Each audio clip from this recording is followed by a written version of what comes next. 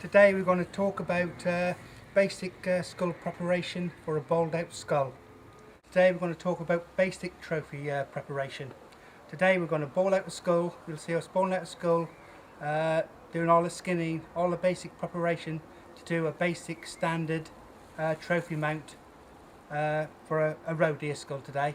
So a lot of people think, well, I've shot my roe deer, I take it home, how to prepare it. A lot of people think, well, I'll hang it in a tree or I'll bury it in the ground. If you do that, basically all you'll end up with is something looking like that. You know, all it's good for is basically chopping the antlers off now and just keeping them as a little memento or hanging them on your garden shed. So today, hopefully we'll be cutting the skull and preparing it to give you something like this that anybody would be proud to hang on their sitting room wall or on their stairs or dining room. So hopefully we'll be doing a good job. A trophy is basically a bundle of memories that you've brought back from your stalking trip. Whether it's a small muntjac like this one or a silver medal roebuck like this one, each trophy demands the same sort of treatment as the other. So, you know, just try to do your best when you're bowling them out. This muntjac is equally as important to the shooter as this trophy roebuck is to the person who shot this silver medal. The principles in preparing these trophy heads have got to be the same, whether you're bowling out a big massive red deer or a small Chinese water deer. Some of the basic equipment that may come in handy for when you're bowling out your skull. We're purposely doing this today in my garden because most of your people who've got a skull to bowl out won't have access to fancy larders or workshops or anything like that. So if you bowling it out at home, just remember that. Just make sure that you're not being watched by the neighbours and watching what you're doing if they're likely to be anti what you're doing. So just do it in a quiet part of your garden so you're not being overlooked, and being house friendly to your wife and other parts of the family. Some of the basic equipment that you'll need for preparing your skull for boiling out. You could use, like some people, disposable craft knife, which come in really handy. You can use them when they get blunt, just throw them away. They're pennies at any DIY shop and they're very sharp, and they've got a good point for getting into all the nooks and crannies you'll need to get into when you're skinning your deer. Or if you don't want to do all these and you've got a nice a good sharp stalker's knife, just a standard stalker's knife, any stalker's knife, a buck knife in this case, but any knife will do. Obviously keep your hands nice and clean, as do with all stalkers. We've all got rubber gloves hanging around, so you know, just basic, keep your hands clean. Peroxide. We're using Korean peroxide today. It's what I use all the time. It's 12% peroxide, 40% volume. You can get this from most hairdresser suppliers, and if you leave it on 3 to 4 hours, it does an excellent job. Other things what will come in handy is some blunt knives for scraping off the meat off the skull, a little brush for painting on your peroxide.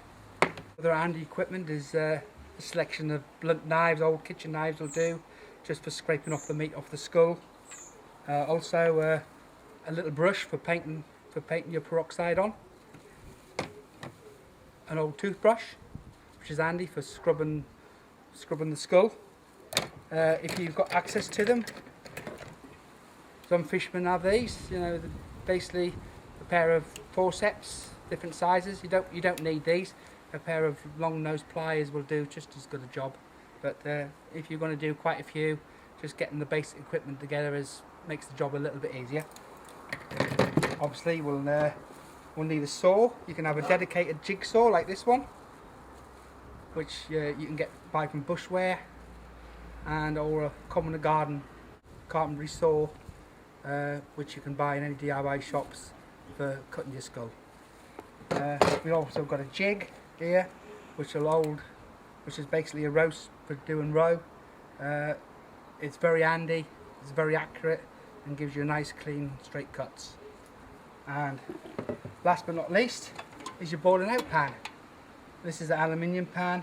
This one's a jam making pot, which is ideal for boiling out skulls. Anything from large red deer to small Chinese water deer will fit in this.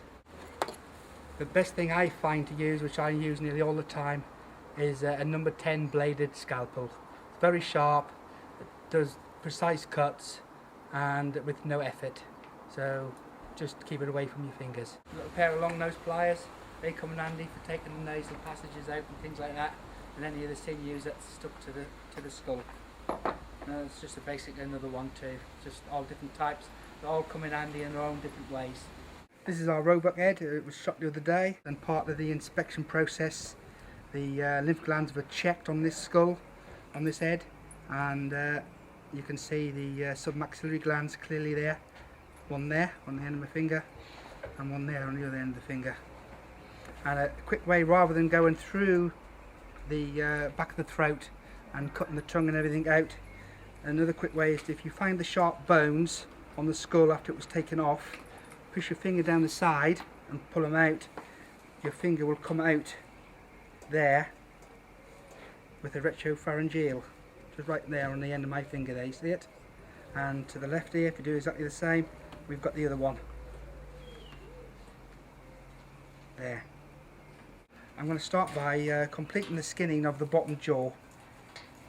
So it's just basically going along the bottom jaw like that and just taking that away from the bottom jaw there.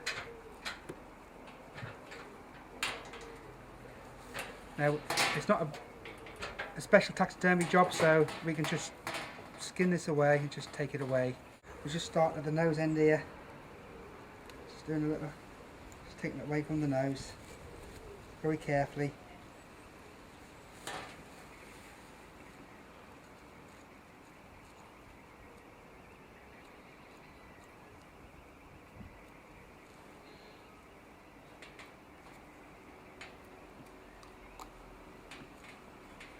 Easing the skin back.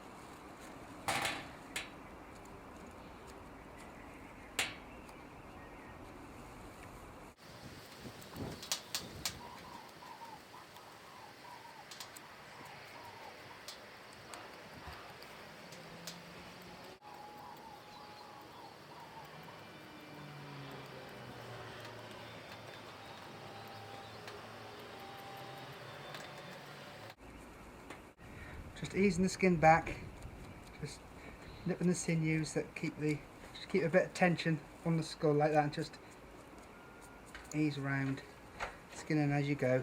And what we're doing is just snicking the connective tissue that holds the skin to the skull,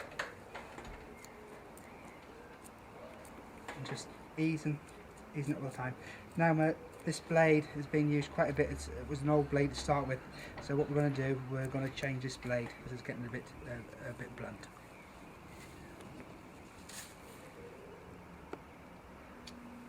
Blades go in a pot. Don't put it amongst your rubbish, because the dustman could get a nasty shock if he gets a cut in his hand, and you could be for anything liable. Skinning up the head, cutting the connective tissue. When we come to the eyes, just cut straight across, like so. A nice sharp blade or a nice sharp stalker's knife. Just keep cutting the connective tissue and keeping the pressure on, like so, and working up the skull and around, just taking the skin off. Obviously, be careful when you're using a sharp scalpel or a very sharp knife. Don't actually cut into the skull, because you will mark it after the boiling out process. So try not to actually cut into the bone. Just keep touching the sinews and the connective tissue so they come away. Get above the eyes. Just keep working up the skull, around the eyes. Take the eyelids off. There's the other head. Are now taken away. You can see some of the lymph tissue as we're going up. This ear is now coming off, like so.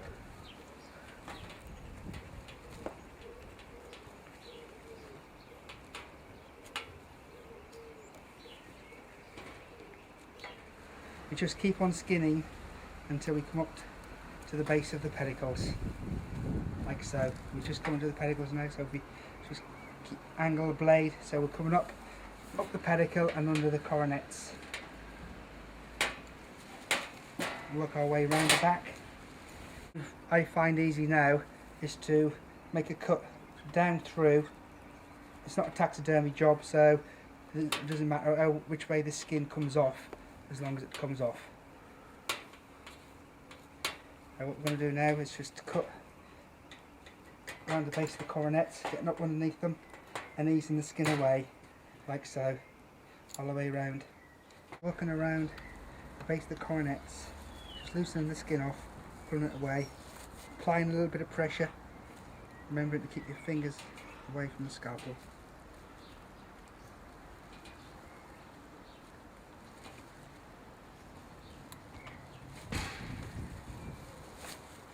Just loosen the skin off in between the coronets and the skull. If there's a gap on some very large animals, there may not be one, but just try to remove as much as you can around the skull.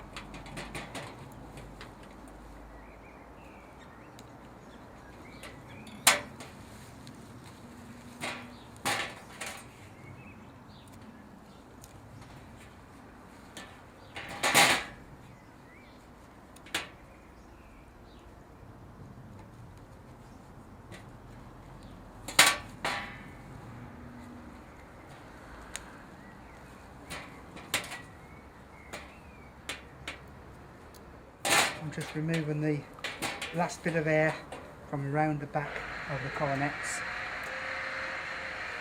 and we should have it free pretty soon. There we are. We've removed the skin from the skull, and then the bin it goes. Next we need to take the lower jaw away from the skull. So what I do is just basically we'll cut with a nice sharp scalpel, cut across the jaw connecting muscles there and there, basically cut straight across, and also up into the eye socket, to loosen off the jawbone. Just cutting all the muscles, connective muscles, up into the eye socket like that.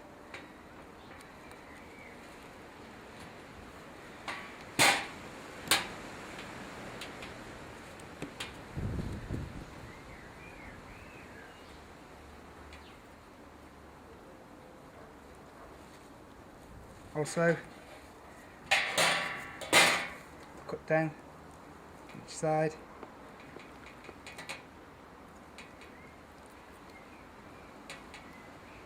Now to remove the jaw from the skull, the lower jaw from the skull, it's just a matter of putting them down like that and pulling back like so, and then he should come away like that. And it's just a matter of, now he's loose, just cut the connective tissue and the muscles.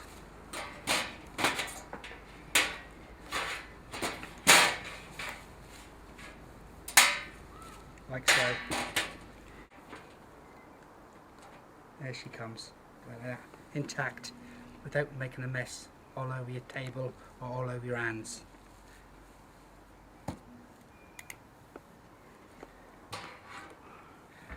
Forceps or your long nose pliers will come in handy. Just grab a bit of tissue like so, and just work your way round the eyeball, around the outside of the socket. Being careful, trying not to actually burst the eyeball. And sever that, and just ease it away like so.